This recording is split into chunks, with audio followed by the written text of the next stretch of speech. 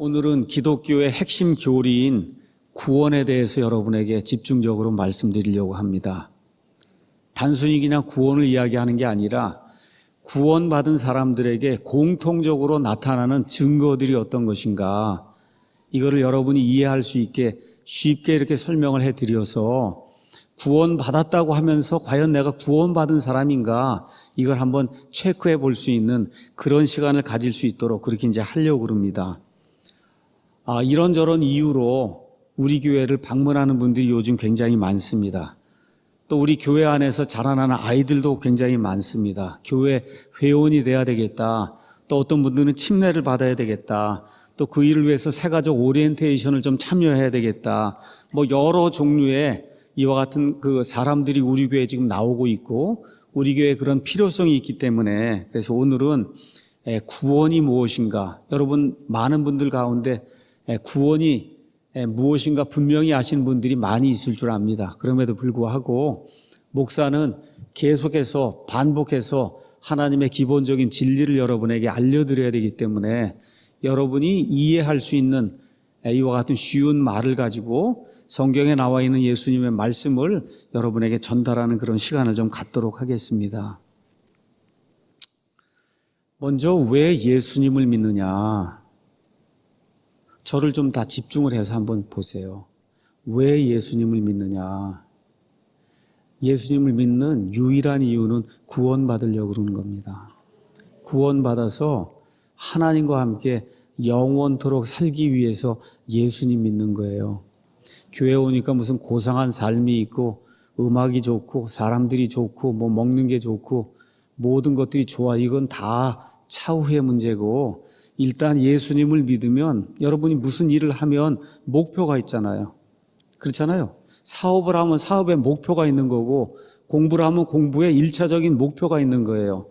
예수님을 믿는다고 할 때 1차적인 목표는 구원받는 겁니다, 여러분. 구원받아야 돼요. 구원받는 것이 없이 교회만 왔다 갔다 하면 안 됩니다. 구원받아야 돼요. 구원이라고 하는 것이 무엇인가 대단히 중요한 문제이기 때문에 오늘은 집중적으로 구원에 대해서 여러분에게 말씀을 드리려고 합니다.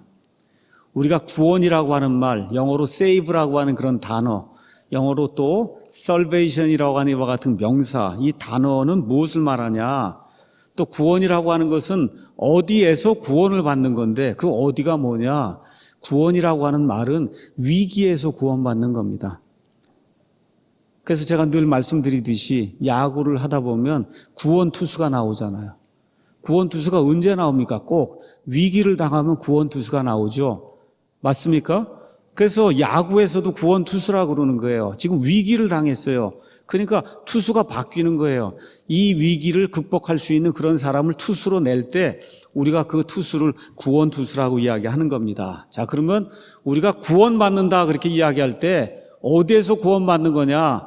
온 인류, 모든 인간이 당하고 있는 위기가 있어요. 그 위기에서 구원받는 것, 이것이 기독교의 핵심 목표고 저와 여러분이 예수님을 믿는 핵심 목적이라고 하는 그런 사실을 기억을 해야 됩니다. 자, 그럼 인간의 공통 위기는 뭐냐? 죄와 죄 때문에 하나님께서 정해놓으신 심판과 사망이라고 하는 그와 같은 위험이 이 땅에 태어나는 모든 사람에게 닥치고 있기 때문에, 그래서 목숨이 이 땅에 있는 한 이 위기를 탈출해서 하나님의 진노의 심판을 벗어나는 그 일이 모든 인간에게 필요하다. 그 일을 성경은 구원이라고 이야기하고 있는 겁니다. 구원. 그래서 이 구원은 예수님을 통해서만 이루어진다고 성경이 이야기해주고 있어요. 예수님이란 이름 자체가 구원입니다. 마태복음 1장 21절에 가서 보니까 이 여자가 아이를 낳으면 그 아이의 이름을 예수라고 해라. 예수란 뜻이 뭐예요? 이는 그 사람, 그 예수라고 하는 그 사람이 자기 백성을 그들의 죄들에서 구원할 것이기 때문이다. 그래서 저와 여러분이 예수님 하고 그렇게 이야기할 때는 구원 그렇게 이야기하는 거예요. 그래서 기독교는 예수 그리스도를 믿는 겁니다. 다시 말씀드려, 구원을 믿는 거예요. 구원을 믿는 것이 기독교라고 하는 사실을 저와 여러분이 기억을 해야 됩니다. 구원과 관련해서 교회 생활을 하다 보면 두 가지 극단 사례가 이제 나타나게 됩니다. 하나는 평생 교회를 다녀도 구원받았느냐라고 하는 이런 말을 들어본 적이 없는 이런 분들이 있다는 거예요.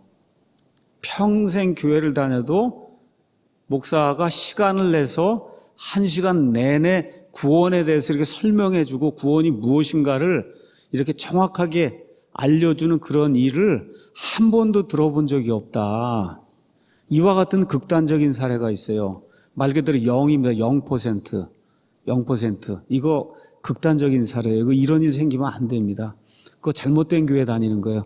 잘못된 목사입니다. 어떻게 해야 되냐? 당장 떠나서 다른 데 가야 되는 겁니다. 살기 위해서 구원을 가르치는 교회에 가야 되는 거예요. 맞습니까, 여러분? 구원을 가르치는 교회에 오는 1차적인 목적은 구원받으려고 하는 건데 평생 구원이 무언가를 가르치지 않는 이런 교회를 다닌다고 하는 것은 성경적 의미에서 교회를 다니는 게 아닙니다. 성경적 의미에서 예수님을 믿는 게 아니기 때문에 예수님을 선포하고 구원을 선포하는 그와 같은 교회를 찾아서 탈출을 해야 되는 겁니다, 여러분. 두 번째 극단이 있어요.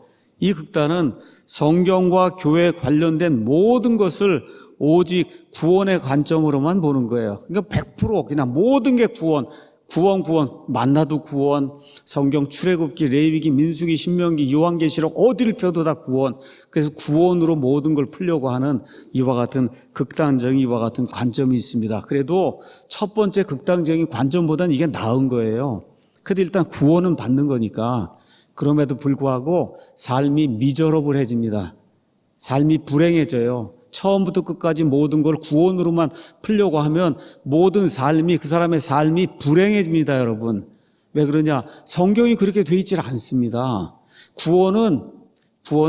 하나님의 구원은 하나님의 자녀가 돼서 천국에 들어가는 그 일 맞아요. 근데 그 일은 시작에 불과하지, 그 시작을 전체로 만들어버리면 그러면 그의 삶이 균형이 이루어지지 않기 때문에 하나님이 주시는 그런 복을 누리지 못하는 불행한 삶이 그 사람 앞에 나타나기 때문에, 그래서 100% 모든 걸 다 구원으로만 푸는 거, 이것도 극단이라고 제가 여러분에게 말씀을 드리겠습니다. 성경은 무엇을 이야기하냐? 구원받고 성화되는 삶을 살아야 된다. 그래서 구원이 시작이고 이 땅에 사는 동안 구원받은 이후에 성화된 삶을 사는 것이 진정한 그리스도인이라고 성경이 우리에게 이야기하고 있어요.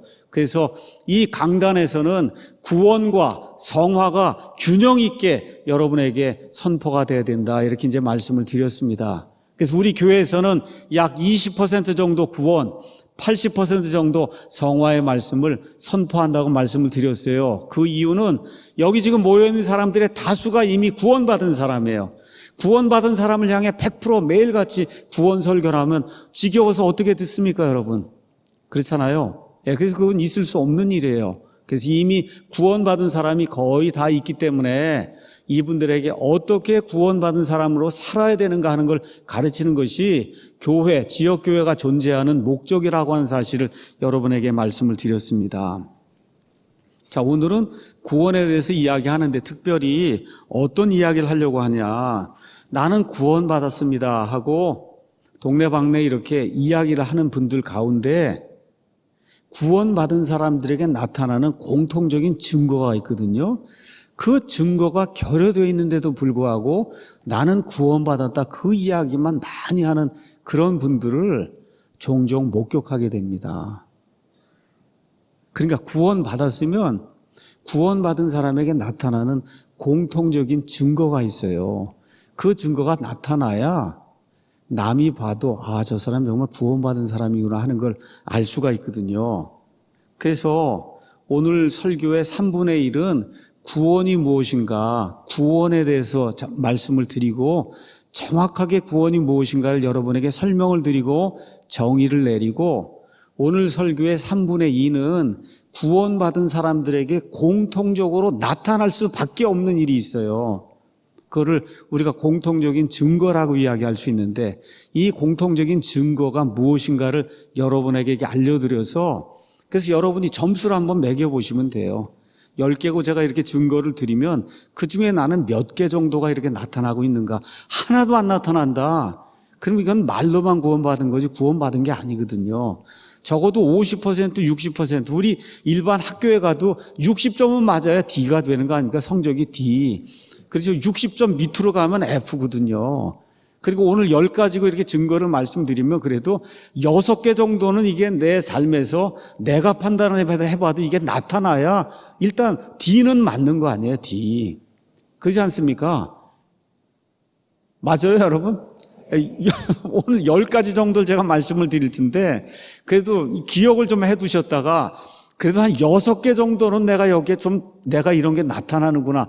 아니면 나는 그렇게 판단이 안 되면 옆에 있는 우리 남편이나 아내나 아니면 자식들에게 한번 물어보세요. 제가 이제 노트를 내일 올릴 테니까 그런 거 보시고 내가 이거 정확하게 판단이 안 되니 내가 60점은 넘냐.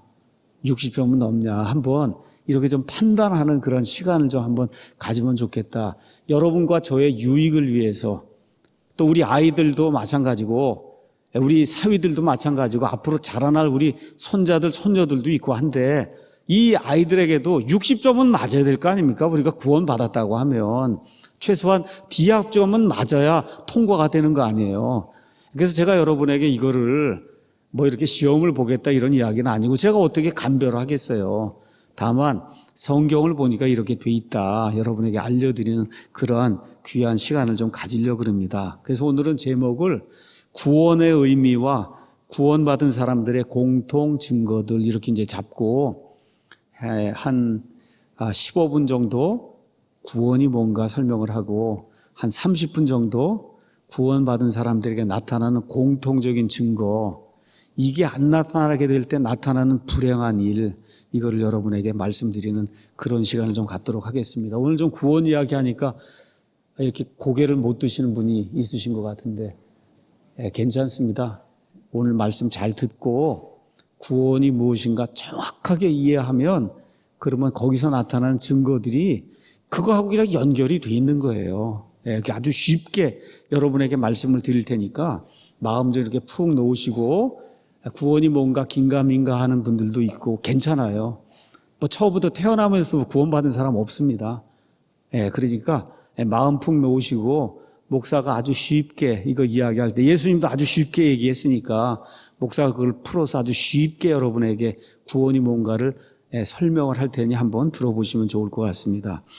오늘 요한복음 3장 1절에서 8절 말씀을 읽었어요. 여기 이제 니고데모라는 사람의 이제 이야기가 나옵니다. 여러분 교회를 좀 오래 다니셨으면 여기 요한복음 3장에 나오는 니고데모 이야기는 모르긴 해도 뭐 10번 이상 아마 들으셨을 겁니다. 많은 사람들에게 익숙한 그와 같은 이야기가 요한복음 이제 3장에 나옵니다. 근데 많은 경우 너무 익숙해서 너무 모르거나 아니면 너무 익숙해서 그냥 지나치는 그런 사례가 있어요. 그래서 오늘은 익숙한 이야기지만 예수님께서 이렇게 시간을 들여서 이 말씀을 이야기하고 요한을 통해서 하나님이 이걸 기록해 놓으셨다 하는 그 사실을 기억을 하면서 익숙한 이야기지만 다시 한번 우리의 상태를 점검하기 위해서 이 말씀을 한번 보도록 하겠습니다. 여기 3장 1절에 가서 보니까 바리새인들 중에 니고데모라는 사람이 있었는데 그는 유대인들의 치리자더라 이렇게 기록이 되어 있습니다. 바리새인 그러면 엄격하게 유대인들의 율법을 지키는 그런 사람들이에요. 유대인들 한 600여 개의 조항을 만들어 놓고 그리고 해야 되는 거 하지 말아야 되는 거 이거 구분해서 그걸 지켰는데 그 지키는 사람들 중에 가장 엄격하게 그 600여 가지를 조목조목 다 지킨 사람이 바리새인이에요. 그러니까 종교적으로 이야기하면 엄격하게 유대계의 모든 규례들을 지키는 이런 사람들 중에 니고데모라고 하는 그런 사람이 있는데 유대인들의 선생이고 유대인들의 치리자라고 성경이 그렇게 이야기를 하고 있습니다. 많은 사람들이 유대인들의 사내들인 공회, 70명의 장로로 구성이 되어 있는 공회가 있는데 아마 그 공회의 멤버가 아니었겠느냐 이렇게 생각이 되는 말 그대로 세상적으로 많은 지위를 가지고 또 지식을 가지고 또 학식을 가지고 많은 재산을 가지고 명예를 가진 그런 사람이 있었습니다. 근데 그 사람이 밤에 예수님께 나와서 예수님께 이렇게 이야기를 하는 겁니다. 랍비요, 랍비는 선생님이란 얘기예요. 선생님, 우리가 당신은 하나님으로부터 오신 선생인 줄 알고 있습니다. 선생님께서 행하시는 그런 기적들을 보니 이것은 사람으로서는 할 수 없는 그런 일들입니다. 내가 지금까지 유대교 랍비로, 유대교 치리자로 지금까지 생활하며 많은 것들을 보고 구약 성경의 율법을 읽고 하나님의 말씀에 정통하던 사람들의 이야기를 듣고 했지만 지금까지 당신이 행하시는 그런 기적들, 이런 기적들을 행하는 사람도 없었고 하는 그런 일, 죽은 사람을 살리는 그런 일을 사람이 어떻게 할 수가 있느냐. 그래서 이것은 내 지식과 모든 판단을 동원해서 살펴보건대 당신은 하나님이 보내신 하나님의 대언자, 하나님의 사람인 줄로 내가 확실히 압니다 하고 이제 이 랍비가 이제 이야기를 하는 거예요. 근데 이 예수님께서 이 니고데모라고 하는 이 사람을 만나자마자 또 그 사람이 와서 좋은 이야기를 하는 거 아닙니까? 예수님 당신은 참 하나님이 보내신 좋은 선생님입니다. 그렇게 얘기하면 서로 인사를 나누고, 그렇죠? 아, 그러냐? 뭐 얘기를 하고 이러면서 무슨 얘기가 나와야 되는데 다짜고짜로 우리 예수님께서 니고데모가 무슨 이유로 오신 줄 이미 하나님이신 예수님이 그 사람 마음에 있는 모든 사정을 알기 때문에 무슨 인사고 뭐고 그런 거 다 답해하고 그리고 곧바로 이야기하는 거예요. 진실로 진실로 내가 내게 이르노니 사람이 다시 태어나지 아니하면 하나님의 왕국을 볼 수 없느니라. 니고데모가 답답한 심정을 가지고 자기 앞에 나왔다는 사실을 이미 예수님께서 간파하시고 하나님의 왕국을 보기 원하는 이 니고데모, 하나님의 왕국에 들어가서 하나님의 아들, 딸이 되기 원하는 그 니고데모, 하지만 이 율법을 지키는 것 가지고는 되지 않는다는 것과 같은 사실을 알고서는 이 답답한 심정을 가지고 하나님 앞에 나와서 지금 하나님의 말씀을 구하는 그 니고데모에게 뭐 아무것도 묻지 않으시고 말씀하지 아니하시고 그냥 단도직입적으로 사람이 다시 태어나지 아니하면 하나님의 왕국을 볼 수 없다, 그렇게 이야기하는 거예요. 만나자마자 전곡을 찌르는 겁니다. 그랬더니 니고데모가 모르긴 해도 태어나면서부터 지금 유대인들의 이제 교육을 받고 유대인들의 치리자가 되고 뭐 사내들인 공회의 멤버가 되고 이랬으면은 적어도 50년 정도는 아마 종교 생활을 했을 거예요. 그렇죠? 그런데 영적 인고에 아주 무지하다는 것을 여기 지금 보여주고 있어요. 니고데모가 그분께 이르되 사람이 늙으면, 늙었다고 하는 얘기는 이미 이 사람이 많이 나이가 들었단 말이에요. 한 50은 된 것 같아요. 사람이 늙으면 어떻게 태어날 수 있냐. 여러분, 이거 얼마나 육신적인 대담이에요. 그렇죠? 저와 여러분 지금 판단할 때는, 이런 것을 이해하고 있는 저와 여러분이 판단할 때는 얼마나 육신적인 대답이에요. 그런데 이 세상에 종교에 속한 사람, 하나님을 제대로 알지 못하는 사람은 아무리 지식이 많든 아무리 종교심이 강하든 교회를 오래 다녔든 이런 대답뿐이 할 수밖에 없다는 거예요. 그렇죠? 사람이 늙으면 어떻게 다시 태어날 수 있냐? 어머니 뱃속에 또 들어갔다가 한번 다시 나와야 되는 거냐? 지금 이렇게 묻는 거예요. 그래도 우리 예수님이 다짜고짜 또 뭐라고 말씀하시냐? 진실로 진실로, 여러분, 예수님의 진실로 진실로, verily veryly라고 하는 truly truly 이렇게 진실로 진실로 얘기할 때는 너무나 강력한 말씀을 하신다, 이렇게 여러분이 기억을 하셔야 돼요. 이건 진짜다, 가짜가 아니다. 진실로 진실로 내가 내게 이르노니 사람이 물에서 나고 성령에서 나지 아니하면 하나님의 왕국에 들어갈 수가 없다. 어머니 뱃속에 들어갔다 또 나오고 이러는 거 아니고, 지금 어머니 뱃속에서 한번 태어나는 거, 물과 함께 양수가 터지면서 그러면서 물속에서 사람이 한번 나오고 그것만으로는 안 되는 거고, 다시 태어나려고 하면 그러면 뭐라고 그랬어요? 성령에게서 나야 된다, 그렇게 이야기를 하는 거예요. 성령에게서 다시 나야 된다. 예수님께서 말씀하시기를 그 다음에 육에서 난 것은 육이요 성령에게서 난 것은 영이다. 어머니 뱃속에서 양수가 터지면서 밖으로 나오는 것은 그 육적으로 한번 출생을 하는 거고, 그 다음에 성령님을 통해서 다시 한번 태어나야 되는 그런 일이 있다. 내가 내게 이르기를 너희가 반드시 다시 태어나야 하리라. 니고데모에게만 이야기하는 게 아니라 니고데모 주변에 있던 모든 사람을 향해서 너희가 반드시 다시 태어나야 하리라고 말하는 거, 여기에 놀라지 말라고 우리 예수님께서 말씀해 주신 내용이 이 안에 기록이 되어 있습니다. 자, 여기 가서 보니까 유명한 이야기, 다시 태어나야 된다. 영어로는 너무나 간단한 거예요. born again. born again 한다는 거예요. 다시 태어난다는 거예요. 여기 나오는 다시라고 하는 말은 원래 뜻이 뭐냐? 그리스 말로는 위로부터라는 뜻이에요. 위로부터. 그러니까 너희가 위로부터 태어나야 된다는 거예요. 그래야 하나님의 왕국에 들어갈 수 있다는 거예요. 이 이야기는 무슨 얘기냐? 이 땅에 태어난 모든 사람은 저 하늘 위로부터 태어나는 게 아니라 하늘 저 밑에 있는 땅 아래에서 태어난다는 거예요. 모두가 다 땅 아래에서 태어나요. 그리고 지금 이 땅에 지금 존재하고 있는데 하나님의 왕국은 저 위에 있는 거거든요. 그렇죠? 저 위에 있는 하나님의 왕국에 들어가려고 하면 위로부터 다시 태어나는 그런 일이 생겨야 된다.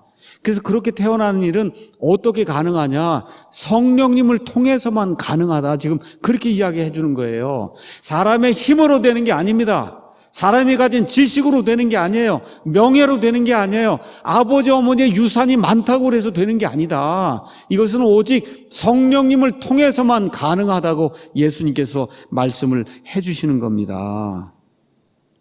자, 그러면서 무엇라고 말씀하시냐? 바람이 마음대로 불매 내가 그곳에 소리는 들어도 바람이 이렇게 지나가면 윙 바람 소리가 돌려요. 근데 사실 그 바람이 저 시베리아에서 왔는지, 그렇죠, 저쪽 남쪽에 어디서 왔는지 그건 모릅니다. 다만 뭐를 알 수 있어요? 효과는 알 수 있는데 어디에서 왔는지는 잘 모른다는 거예요. 그래서 예수님께서 말씀하신 요점이 뭐냐? 성령에게서 다시 태어나게 되면 태어난 효과가 있다는 거예요. 근데 그게 어떻게 된 건지는 본인도 잘 모른다는 겁니다. 그런 이야기를 지금 하시는 거예요. 자, 그래서 다시 태어난 일은 성령님에 의해서 가능한데, 그래서 가능하게 되면 믿는 사람에게 나타나는 현상이 있다는 거예요. 성령님 때문에 구원받았다는 확신이 나타난다는 겁니다. 요한일서에 이렇게 기록이 되어 있어요. 요한일서 5장에 가서 보시면 12절에 아들이 있는 자에게는 생명이 있고 하나님의 아들이 없는 자에게는 생명이 없느니라. 내가 하나님의 아들의 이름을 믿는 너희에게 이것들을 쓴 것은 너희에게 영원한 생명이 있음을 너희가 알게 하고 또 하나님의 아들의 이름을 너희가 믿게 하려 함이라. 여러분, 구원받은 사람은 분명한 사실이 있어요. 그것이 뭐냐? 나는 구원받아 하나님의 아들, 딸이 되었다는 그런 확신. 이것은 교만이 아니라 그냥 성령님이 주시는 확신입니다, 여러분. 이것이 있다는 거예요. 있다는 겁니다. 죽어봐야 안다고 하는 김수환, 추경호 같은 이런 말을 하는 사람은 구원받지 못한 사람이에요. 구원받았다고 하는 그런 확신이 성령님을 통해 나타난다는 겁니다. 자, 그러면 어떻게 성령님을 통해서 다시 태어나느냐? 여기서 실수하는 분들이 굉장히 많습니다. 산기도를 가야 되겠다. 산기도. 뒤로 넘어져야 되겠다. 그렇죠? 뭐 이런 거 하면은 안 되는 거예요. 교회 다니고 헌금하면, 그렇죠? 빠지지 않고 헌금하면 그러면 구원받는 거 아니냐? 성령님 때문에 다시 태어나는 거 아니냐? 아닙니다, 여러분. 아니에요. born again이라고 하는 다시 태어난다고 하는 말은 성경에 단 3구절밖에 없어요. 3구절. 그 한 구절이 지금 여기 나와 있는 요한복음 3장에 지금 나와 있고 3장에 2구절, 3장 3절에 한번 나와 있고 7절에 한번 나와 있어요. 다시 태어난다고 하는 다시. 자, 베드로전서에 가서 보시면 다시 태어나는 방법이 그 안에 기록이 되어 있습니다. 베드로전서 1장 23절에 너희가 다시 태어난 것은 썩을 씨에서 난 것이 아니요 썩지 아니할 씨에서 난 것이니 살아있고 영원히 거하는 하나님의 말씀으로 된 것이니라. 자, 성령님으로 말미암아 다시 태어나려고 하면 하나님의 말씀이 있어야만 가능하다는 거예요. 그러니까 산기도 다니고 뭐 오순절 집회 가고 감정을 뜨겁게 하고 북을 치고 장구 치고 이런 거에서는 다시 태어나는 일이 없습니다, 여러분. 맞습니까? 다시 태어나려고 하면 반드시 하나님의 말씀을 듣는 일이 있어야 그 순간에 성령님께서 죽어있던 영을, 기능을 발휘하지 못하던 그 영을 깨워서 살리는 그런 일이 생긴다는 거예요. 하나님의 말씀을 들을 때 그런 일이 가능하다는 겁니다. 그래서 무조건 믿는 거 아니에요. 예수님 믿는 거 무조건 믿고 구원받는 거 아닙니다. 정확하게 어떻게 구원받는가를 말씀을 통해 이해하고 깨닫고 예수님을 구원자로 영접하는 그 일이 분명하게 있어야 구원받는 거지 무조건 믿는 게 아닙니다, 여러분. 그거를 성경은 복음이라고 이야기하는 거예요. 그래서 여러분, 그 복음의 말씀을 들어야 구원받을 수 있어요. 그 복음에는 죄가 뭔지, 왜 저와 여러분 세상에 사는 모든 사람을 죄인이라고 이야기하는지, 이런 내용이 그 안에 들어가 있어야 돼요. 이 죄를 어떻게 해결할 수 있는지, 사람 가운데 그 해결책이 있는가 없는가? 없습니다, 여러분. 사람 가운데 없기 때문에 하나님께서 직접 사람의 몸을 입고 이 사람이 사는 세상에 들어오셔서 성육신 하셔서 저와 여러분의 모든 죄를 사람이 제거할 수 없기 때문에 이 육신을 입은 하나님이 자기 위에 모든 죄를 지시고 다 이루었다 말씀하시며 십자가에서 죽으시는 그 순간에 온 세상 모든 사람의 죄들이 제거되는 그런 일이 생겼다는 이 복음의 소식, 또 이 죄와 사망 가운데서 마귀에게 눌려서 죽을 수밖에 없는 이런 사람이 하나님 안에 들어오게 되면 부활할 수 있다고 하는 사실을 증명해 주기 위해서 죽으셨다가 묻히셨다가 성경의 기록대로 다시 부활하셨다고 하는 그 예수님, 그 예수님이 나의 유일한 구원자가 된다고 하는 이 사실을 이해하고 그 예수님을 내 마음속으로 모셔드려 영접하는 그 일이 분명하게 있어야 구원받는 겁니다, 여러분. 바로 그 일이 일어나는 순간에 성령님께서 침례를 주셔서 성령님 속으로 저와 여러분을 푹 집어넣으셔서 성령 침례를 받게 하시고 바로 그 순간에 사람이 하늘로부터 다시 태어나는 그 일이 발생을 한다. 성경이 그렇게 이야기를 하고 있는 거예요. 자, 로마서에 있는 말씀으로 이거를 정리하겠습니다. 로마서 10장에 가서 보시면 이렇게 기록이 되어 있어요.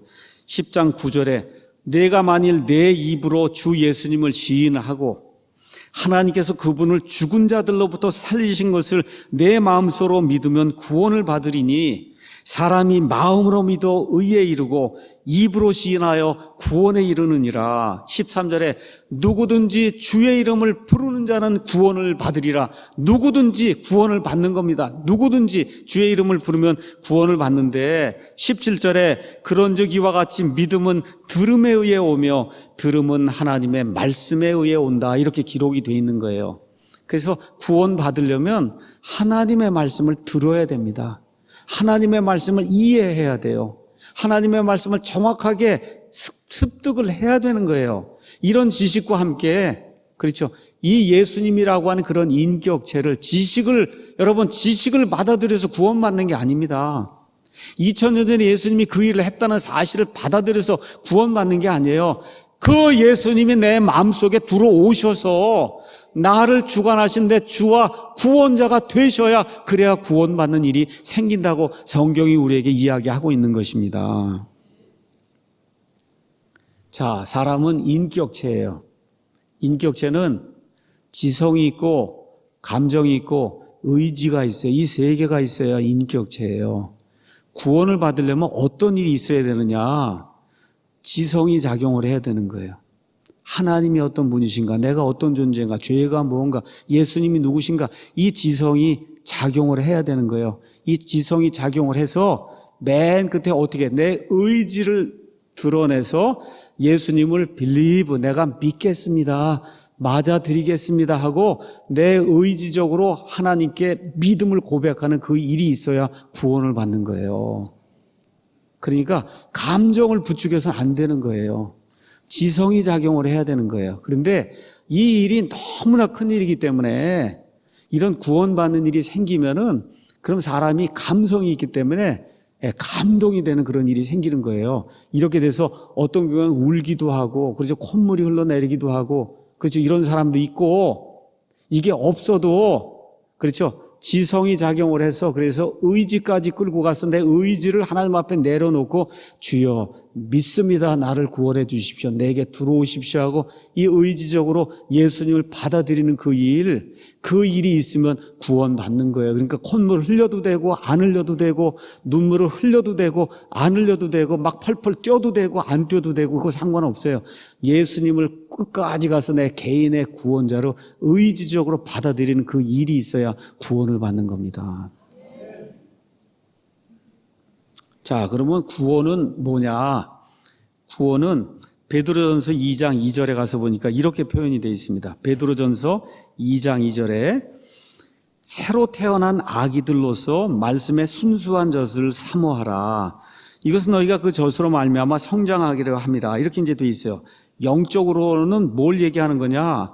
하나님의 왕국에 아기로 응애하고 태어나는 게 그게 구원이에요. 여러분, 지금까지 저와 여러분이 마귀의 왕국에서 누구나 다 이 땅에 한 번 태어나면 마귀의 자식으로 마귀의 왕국에 마귀의 시민으로 태어나는 거예요. 이거 제 말이 아닙니다. 예수님의 말씀이에요. 아무리 선한 사람도 다 마귀의 왕국에 마귀의 시민으로 태어나서 다 이렇게 살고 있는 거예요. 그런데 구원을 받게 되면 왕국이 바뀌는 거예요. 마귀의 왕국에서 하나님의 왕국으로 옮겨져서 하나님의 왕국에 베이비로 응애하고 태어나는 겁니다, 여러분. 그게 구원이에요. 이해하셨습니까? 그러니까 나이가 80된 사람도 하나님의 왕국에 베이비로 태어날 수 있는 거예요, 그게. 이해하시겠어요?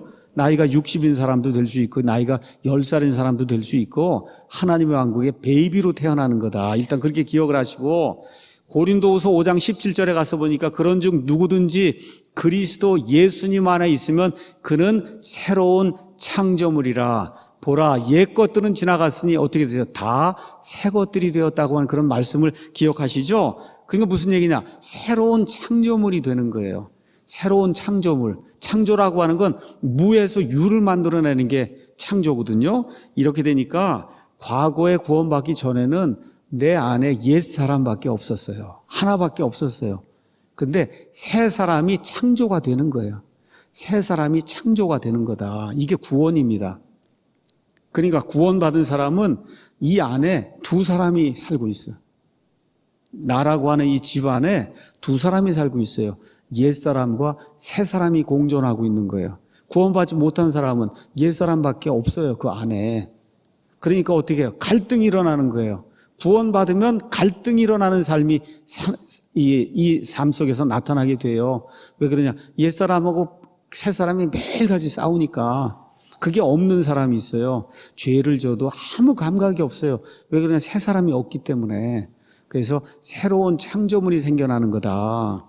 세 번째는 나무로 표현하면, 그러면 예수님이라고 하는 포도나무에 가지로 접이 붙여지는 거예요. 저와 여러분이. 그래서 여러분, 이 나무가 있으면 나무에 뿌리가 있고 이게 접 붙여져서 가지가 있으면 이 가지가 영양분을 뿌리에서 받는 거죠. 그렇죠? 그래서 구원받게 되면 예수님이라고 하는 이 나무 역에 달린 이 뿌리에서 영양분을 공급받는 그런 사람이 되는 거예요. 아시겠죠? 그 전에는 마귀라고 하는 그런 나무에 저와 여러분이 붙어있던 가지였어요. 영양분이 다 어디서 오냐? 세상과 마귀와 육신에게서 오는 그런 영양분을 갖고 살았어요. 근데 이거 딱 잘라갖고 그래서 어디다 갖다 붙였냐? 예수님이란 나무에 붙여놓으니까 그 이후부터는 모든 영양분이 예수님을 통해서 나오는 거예요. 그러니까 모든 생명의 원천이 예수님을 통해서 나오는 거기 때문에 그러한 삶이 나타날 수밖에 없는 거예요. 이런 일이 생기는 게 구원이다. 이해하시겠습니까? 아기로 태어나는 겁니다. 하나님의 왕국의 신분이 변하는 거예요. 그렇죠. 두 번째, 새로운 창조물, 새 사람으로 태어나는 거예요. 그 다음에 세 번째, 접붙여져서 예수님께로 접붙여져서 모든 삶의 영양분을 예수님으로부터 공급받는 그런 사람이 되는 거다. 이렇게 이해를 하시고, 이제부터 그러면 이러한 사람들에게 어떠한 공통적인 증거들이 나타나는가 말씀을 드리도록 하겠습니다. 우리 한번 에베소서 말씀을 잠깐 보겠습니다. 에베소서 2장에 가서 보시면 구원받는 거에 대해서, 그 다음에 구원받은 사람들의 특징에 대해서 이렇게 이제 기록이 되어 있습니다. 너희가 믿음을 통해 은혜로 구원을 받았나니 그것은 너희 자신에게서 난 것이 아니요 하나님의 선물입니다. 저와 여러분의 노력을 갖고 구원받지 못합니다. 하나님의 선물이에요. 거저 주시는 선물이에요. 믿습니까, 여러분? 행위에서 난 것이 아니니 구원은 행위에서 나지 않습니다. 이것은 아무도 자랑하지 못하게 하려 함이라. 자, 여기에 끝이 아니에요. 우리는 그분의 작품이요. 이제 구원받았으면 구원받으면 우리는 그분의 작품이에요. 맞아요, 여러분? 그분의 작품. 그리스도 예수님 안에서 선한 행위를 하도록 창조된 자들이니 하나님께서 그 선한 행위를 미리 정하신 것은 우리가 그 행위 가운데서 걷게 하려 하십니다. 다시 말씀드려, 구원받은 사람들이 행해야 되는 하나님이 보시기에 선한 행위가 있다는 거예요. 다시 말씀드려, 공통적인 증거가 나타난다는 거예요. 이게 없으면 구원받았다고 말은 해도 심지어 사람이 보기에도 구원받지 못한 그런 사람이 되기 때문에 진짜 중요한 건 뭐냐? 구원받은 날짜를 이야기하는 게 중요한 게 아니고, 여러분, 구원받은 날이 있는 거 사실입니다. 맞습니까, 여러분? 구원받은 날이 있는 거예요. 여러분, 이 세상에 태어난 날이 있잖아요. 그러면 구원받은 날이 있는 게 사실이에요. 예, 그런데 그 나를 내가 몇 월 며칠이다 이거 얘기하는 게 중요한 게 아니라 여기 나와 있는 것처럼 구원받으면 하나님이 미리 정해놓으신 선한 행위가 있는데 이게 나타나야 진짜 구원받았다는 거예요, 여러분. 맞습니까? 예, 이와 같은 공통적인 증거를 여러분에게 말씀드리겠습니다. 아까 뭐라 그랬어요? 구원받으면 아기가 된다 그랬잖아요. 여러분, 애가 태어나면 필연적인 숙명을 가지고 태어나는데 그 숙명은 뭐냐? 자라나야 되는 거예요. 맞습니까? 애가 태어났는데 평생 아기로 있으면 얼마나 골치 아프겠어요. 하나님에게도 골치가 아픈 존재가 되는 거예요. 태어는 났는데 아기로 평생 지내면 하나님도 아주 골치가 아픈 겁니다, 이게. 그렇죠? 그러니까 애는 어떤 숙명을 가지고 태어나냐? 자라나야 될 숙명을 가지고 태어나는 거예요. 맞습니까, 여러분? 자라나야 되는 거예요. 그럼 자라려면 뭐가 필요해요? 젖이 필요한 거예요. 밀크가 필요한 거예요. 밀크가 필요한 거예요. 그 밀크를 성경이 뭐라고 얘기하냐? 아까 여기 나와 있는 것처럼 베드로전서 2장 2절에 새로 태어난 아기들로서 말씀의 순수한 젖을 사모해야 된다는 거예요. 아이가 태어났어요. 하루라도 아니면 한 번이 하루에 10번쯤 젖을 줘야 되는데 제 시간에 주지 않으면 어때요? 소리를 지르고 울고 그러지 않습니까? 그런 일이 있어야 된다는 거예요. 그래서 하나님의 말씀을 읽고 듣는 것을 심히 사랑하는 그런 증거가 나타나게 돼 있는 거예요. 이게 첫 번째 증거입니다. 하나님의 말씀을 소중히 여기고 내 생명처럼 여기고 이 말씀을 읽고 듣고 기억하고 외우고 이 말씀, 그렇죠? 이것대로 살려고 하는 그런 증표가 반드시 나타나야 되는 거예요. 어느 정도로 나타나야 되냐? 필사적으로. 여러분, 아기가 젖 주지 않아 봐요. 어떻게 필사적으로 울지 않아요? 필사적으로 우는 그와 같은 일이 아기에게 나타나듯이, 그래서 성경 말씀을 읽거나, 그렇죠? 이 말씀을 듣거나, 이 말씀을 외우거나, 이 말씀을 내 생명처럼 여기려고 하는 그런 마음이 반드시 생기게 돼 있는 겁니다. 이게 첫 번째 증거입니다. 첫 번째 증거. 그러니까 교회에 올 때도 성경책을 갖고 와야죠. 맞습니까, 여러분? 이렇게 툴툴 털어갖고 먼지 이렇게 털고 이러고 오면 안 되는 거예요, 이게. 물론 요새 이제 스마트폰도 있으니까 얼마든지 읽을 수 있지만, 그래도 예배당에 올 때는 이게 내게 가장 중요한 것들이 생각을 하고 이렇게 끼고 이렇게 와야 되는 거예요. 많은 사람들에게 나는 예수님 믿는 아기다. 이거를 보여줘야 된단 말입니다, 여러분. 첫 번째 증거가 뭐예요? 말씀을 사랑하는 거예요. 그럼 어떻게 돼요? 창세기부터 요한계시록까지 성경 말씀을 적어도 1년에 한 번은 읽어야 되지 않겠습니까? 그렇죠? 구원받은 지 30년이 됐다 이러면 30번은 읽어야 되는 거 아니에요. 50년이 됐으면 적어도 50번 읽어야 되지 않겠어요, 여러분? 제가 틀린 말 하는 거예요? 예. 그 1년에 한 번 정도는 읽어야 되지 않겠어요? 이거 예의 아닙니까? 예의. 하나님께 대한 예의에다가 필사적으로 읽어야 된다고 하는데 1년에 한 번을 못 읽는다. 이건 좀 뭔가 맞지 않는 거죠. 그래서 기억을 해야 된다. 아기로 태어나기 때문에 필사적으로 하나님의 말씀을 읽고 들으려고 노력하는 일이 있어야 된다는 겁니다. 이 일이 없는데 나 구원받았다 얘기하면 이게 곤란한 거예요. 이게 곤란한 거예요. 그런 일은 생기지 않습니다. 성경적으로 안 생겨요. 자, 두 번째, 아이의 특성이 있어요. 우리도 아이를 키워보니까 어떤 특성이 있냐? 같은 또래 아이들하고 노는 걸 좋아한단 말이에요. 그렇죠? 예, 같은 또래 아이들, 거기서 어울려 지내기를 좋아하는 거예요. 마찬가지로 구원을 받으면 같은 생각을 가진, 같은 믿음을 가진 사람들이 모이는 곳, 어디요? 교회잖아요. 교회 오는 걸 즐겁게 생각하는 그런 일이 그냥 자동으로 생기게 됩니다, 여러분.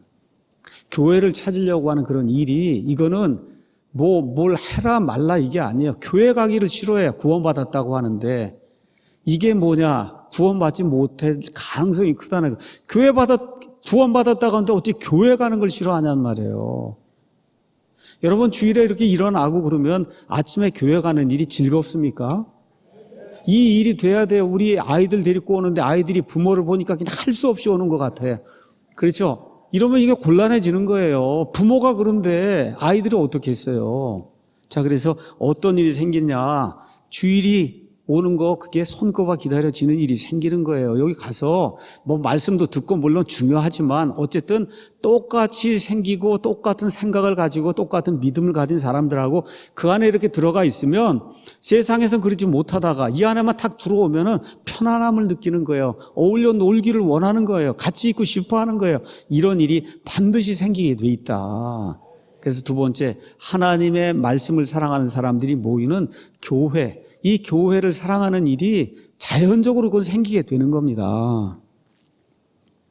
두 번째 증표 이제 말씀을 드렸어요. 자, 세 번째부터 이제 나오는 거는 고린도후서 5장 17절. 우리 한번 성경을 펴서 한번 보도록 하겠습니다. 고린도후서 5장 17절. 그런즉 누구든지 그리스도 안에 있으면 그는 새로운 창조물이라. 옛 것들은 지나갔으니 보라 모든 것이 새롭게 되었도다. 이렇게 이제 성경이 나와 있어요. 자, 이렇게 되니까 어떤 일이 생기냐? 입맛이 달라지게 됩니다, 여러분. 입맛이 달라지게 돼요. 구원받으면 입맛이 달라지게 된다. 이전에는 마귀의 것들, 세상의 것들, 내 육신이 좋아하는 것들, 여기에 입맛이 여기 그게 참 좋은 거예요. 입맛에 좋아요. 이게 참 그게 달고, 그렇죠? 그런 영양분을 찾아 다녔단 말이에요, 옛날에는. 근데 이제는 예수님이 주시는 음식에 입맛이 더 가는 거예요. 이게 더 좋은 거예요. 예수님이 주시는 그 영양분, 그게 더 달고 더 맛있게 느껴지는 그런 일이 생긴다. 그래서 세 번째 증표는 입맛이 뭐냐? 욕구라고 표현할 수 있어요. 욕구가 달라지게 되는 거예요. 세 번째 증표. 옛날에 세상에서 사람들 좋아하던 이런 모든 거, 이 좋아하던 것보다 하나님이 원하시는 그런 일이 더 내게 더 욕구로 다가온다는 겁니다. 세상이 칭찬하는 거, 세상 사람들이 좋아하는 거, 이런 게 아니라 하나님의 영광을 위한 일, 그렇죠? 하나님의 기쁨을 추구하는 그런 일, 그 일을 위해서 내가 내 인생을 좀 써야 되겠다 하는 그런 사람으로 자연히 변하게 됩니다. 변할 수밖에 없어요. 가지가, 이 마귀의 나무에서 가지가 잘려져서 예수님이란 나무에게 가지가 접붙여졌기 때문에 생명의 근원이 지금 예수님에게서 나오기 때문에 당연히 그렇게 되는 거예요. 어려운 게 아닙니다, 여러분. 제가 어려운 일 이야기하는 게 아니에요. 욕구가 반드시 달라지게 되는 거예요. 그래서 일요일에 항상 놀러 가기 좋아하던 그런 사람이 욕구가 달라지게 되니까 어떻게 주일에 아이들 다 데리고 온 가족이 여기 나와서 예배 드리는 거, 그렇죠? 이게 좋아지는 겁니다, 여러분. 일이 생기는 거예요. 옛날에 교회에다 뭐 헌금하는 걸 보면 막 저 사람들 뭐 하냐 그러고 욕하고 그런 사람들이 이게 욕구가 변해서 하나님의 일을 위해서는 헌금을 해야 되는구나. 적어도 10분의 1은 하나님의 일을 위해서 써야 되겠구나 하는 식으로 욕구가 변하는 거예요. 이런 일이 생기게 됩니다. 매사에 하나님의 뜻을 구하는 그런 일이 생기니까 중요한 그런 큰 일을 할 때마다 이게 하나님의 영광을 위한 건가, 나의 기쁨을 위한 건가, 이거를 판단하는 그런 일이 생기게 되는 거예요. 그래서 세 번째 나타나는 증표는 뭐냐? 욕구가 달라진다는 겁니다. 욕구가 달라져요. 여러분 다 아는 얘기를 하는 거예요. 네 번째는 눈이 달라져요. 눈이 달라져요. 눈이 달라진다는 것은 뭐냐? 지금까지는 세상만 바라보고 살았어요. 근데 이제는 하나님을 바라보고 사는 눈을 갖게 되는 거예요. 그렇죠? 이렇게 되니까 세상을 보는 관점이 달라지게 돼요. 그래서 세계관이 달라지는 거예요. 역사관이 달라지는 거예요. 정치관이 달라지는 거예요. 세상을 보는 눈이 달라요. 좌익에서 우익으로 변하게 되는 겁니다, 이게. 그건 안 그렇게 될 수가 없는 거예요. 성경을 모르면 그렇게 되는 거지만 성경을 알게 되면 하나님의 오른쪽에 같이 옳은 것, right을 추구하는 그런 사람이 될 수밖에 없어요. 올바른 세계관, 올바른 역사관, 올바른 과학관, 보는 눈이 달라지게 되고 어느 정도로 눈이 달라지냐? 지금까지는 보이는 것만 보는 그런 눈을 가졌는데 보이지 않는 세상에 대한 눈을 갖게 되는 거예요, 여러분. 맞습니까? 이게 생겨야 그래야 구원받은 사람이에요. 눈이 바뀌는 겁니다, 여러분. 눈이 바뀌는 거예요. 다섯 번째는 생각이 바뀌는 거예요. 이게 사람을 가지고 얘기하는 겁니다. 생각은 영어로 마인드예요. 마인드. 옛날에 내 생각으로 살았어요. 마귀 생각으로 살았어요. 세상 생각으로 살았어요. 근데 이제는 그리스도의 생각을 갖게 되는 거예요. 그리스도의 생각. 그렇죠?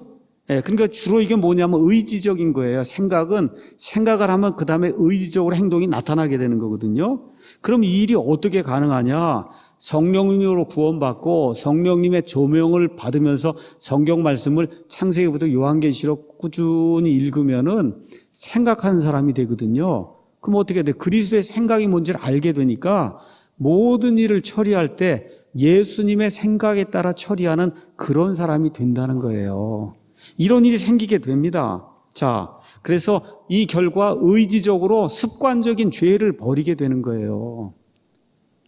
제가 며칠 전에 어떤 형제님을 통해서 예수님을 믿고 나서 제가 30년 동안 고생하던 이 노름 때문에 고생을 했는데 이 노름 죄를 제가 완전히 청산하게 됐습니다. 그런 이야기를 들었거든요. 이게 안 되는 거예요. 내 의지적으로 안 되는 겁니다. 그런데 그리스도의 생각이 이게 들어오면 그 의지가 바뀌어지게 되는 거예요. 그래서 그렇게 좋던 노름이 이제는 아무것도 아닌 걸로 바뀌는 그런 일이 생기는 겁니다. 이런 변화가 생겨야 그래야 예수님으로 말미암아 구원받은 사람이다. 여섯 번째는 마음이 바뀌는 거예요. 마음은 영어로 heart다 우리가 그렇게 얘기하죠. 마인드는 생각은 의지적인 거고 그 다음에 heart, 그 다음에 이게 마음이라는 건 감정이거든요. 감정. 그렇죠? 이렇게 감정적인 거예요. 그렇게 되니까 하나님을 사랑하는 거. 그렇죠. 우리 옆에 있는 우리 형제 자매들을 사랑하는 거. 이런 일들이 생기는 거예요. 이런 일들이. 마음이 변하게 된다. 그래서 하나님이 사랑하는 일을 나도 가능한 한 하나님만큼 사랑하려고 노력하게 되고 하나님이 미워하는 그런 일을 가능한 한 하나님이 미워하는 것만큼 미워하려고 하는 그런 일이 내 안에 생기게 되는 거예요. 그럼 이 일도 마찬가지예요. 어떻게 가능하냐? 성령님의 조명을 통해서 말씀을 읽게 될 때 그때 내 안에 있는 마음이 그렇죠? 생각이 변하는 그런 일이 생기는 거예요. 그 다음에 일곱 번째는 뭐냐? 입이 변하게 됩니다. 입이 변하게 돼요. 어려운 얘기하는 거 아닙니다, 여러분. 입이 변하는 거예요. 그래서 사람을 죽이는 말 하던 사람이 사람을 살리는 말들을 많이 하는 사람으로 바뀌게 되는 거예요. 맞습니까, 여러분? 어려운 말 얘기하는 거 아닙니다, 제가. 구원받은 사람에게 나타나는 그런 징표가 있는 거예요. 그래서 에베소서 5장 1절에서 7절 이런 거 가서 보면 이런 음담, 패설 같은 거 이런 것들은 한 번도 입에 조차 올리지 말라는 거거든요. 이런 일이 생기는 거예요. 그런 막 하던 그런 사람이 예수님을 믿게 되면 절대 그런 말 하지 않는 사람으로 바뀌는 그와 같은 현상이 성령님 때문에 나타나게 된다는 겁니다, 여러분. 입이 바뀌는 겁니다. 자, 그 다음에 여덟 번째는 귀가 바뀌어요. 새로운 사람이 되면서 귀가 바뀌어요. 예수님이 강조해서 하신 말씀이 뭐예요? 들을 귀 있는 자는 들을지어다 말씀해 줬잖아요. 여러분 한번 귀를 한번 만져보세요. 이 귀가 얼마나 중요한지 몰라요. 근데 이게 다 듣질 못해요. 들을 귀 있는 자만 말씀을 듣는 거예요. 요한계시록에도 7교회에다가 말씀하잖아요. 성령님께서 교회들에 하시는 말씀을 들을지어다.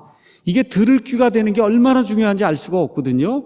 그래서 예수님을 믿고 나게 되면 귀가 바뀌어서 꼭 들어야 될 그 말씀들을 들을 수 있는 그런 사람이 되는 거예요. 이게 중요한 겁니다. 그렇죠? 네. 그 다음에 뭐가 바뀌냐? 저와 여러분의 손과 발이 바뀌게 됩니다. 손과 발이 뭐 하는 거냐? 실제 나가서 행동을 하고, 그렇죠? 무언가 일을 하는 게 손과 발이잖아요.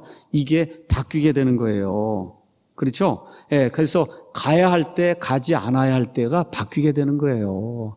해야 할 일, 하지 않아야 할 일, 이게 이 손과 발이 바뀌어서 하지 않아야 할 일 안 하게 되고 가지 말아야 할 때 안 가게 되는 그런 일이 생기는 겁니다, 여러분.